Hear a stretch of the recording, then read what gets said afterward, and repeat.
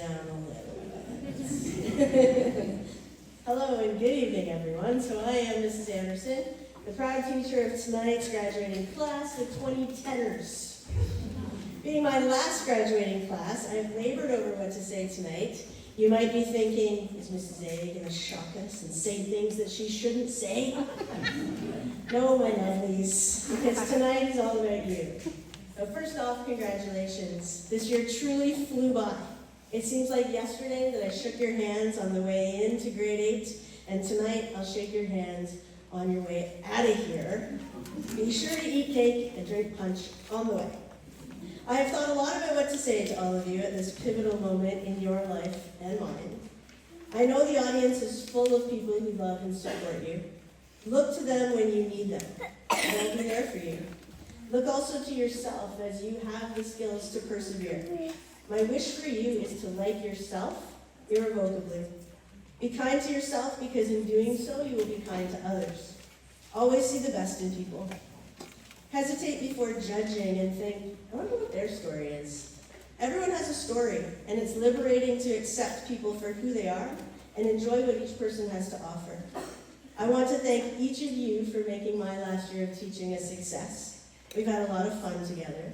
We've also had some serious moments. You may never look at a circle of chairs the same way, and for that I am grateful. Gathering together in a circle to discuss and reflect is a wondrous way to learn and grow. Because you all had to put up with my teaching, I'd like to leave off with something each of you have taught me, because you know, you're never too old or too close to retirement or graduation to learn something new.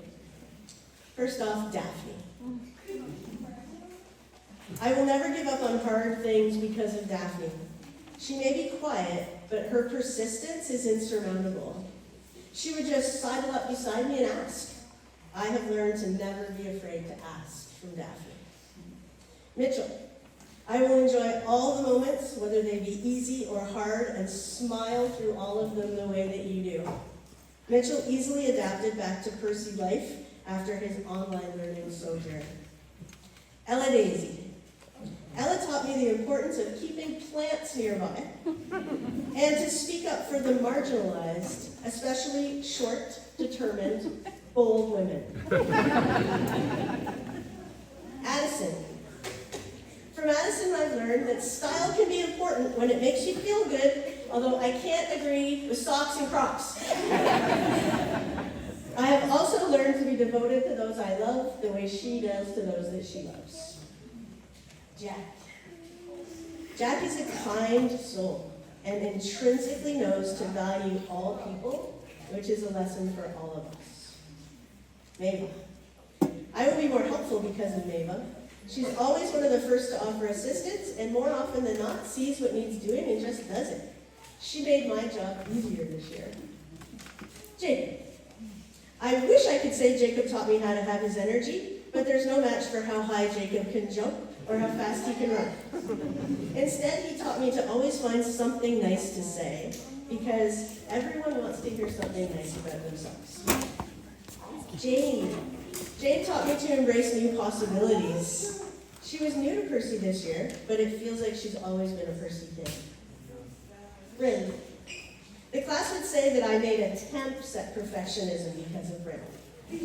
Now we know that no one is perfect, however Bryn does come close. From her I have learned that preparation leads to success, and it's even more fun when you make it look so easy. Lyndon.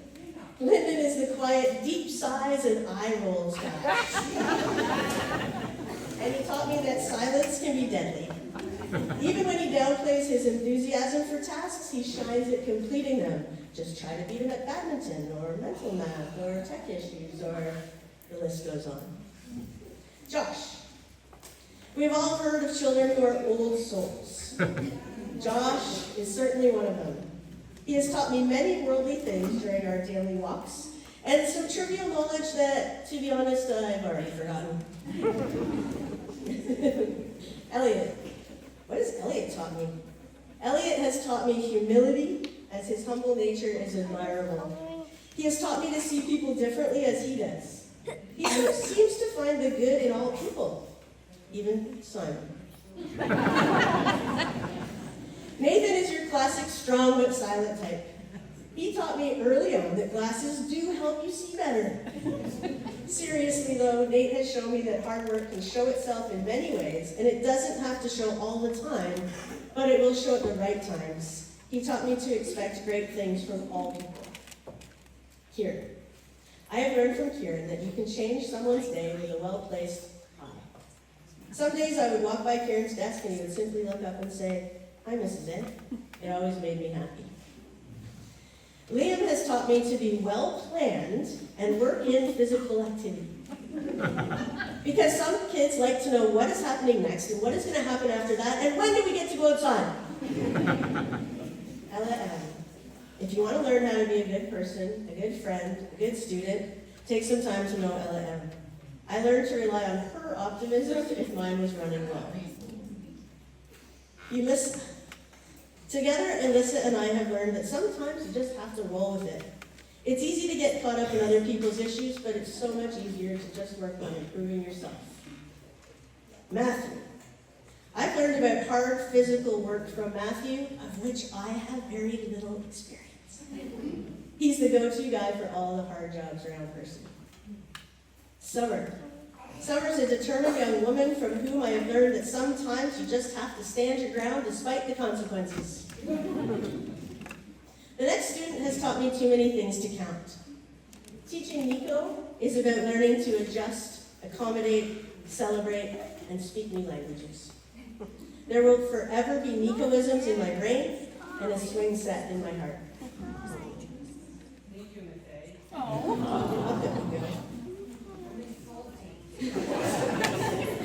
From Brooklyn, I have learned about teasing and how it can be fun when you have trust between people and the teasing is born from a good-natured spirit.